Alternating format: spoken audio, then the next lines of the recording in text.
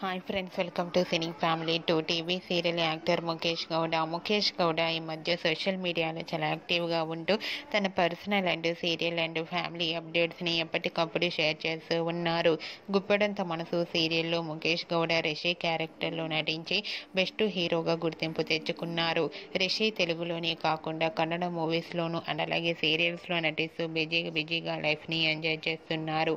అయితే రీసెంట్గా Guppedantha Manasu serial hero Rishi real life latest ఫొటోస్తో పాటుగా షూటింగ్ లొకేషన్ లేటెస్ట్ ఫొటోస్ను కూడా షేర్ చేశారు.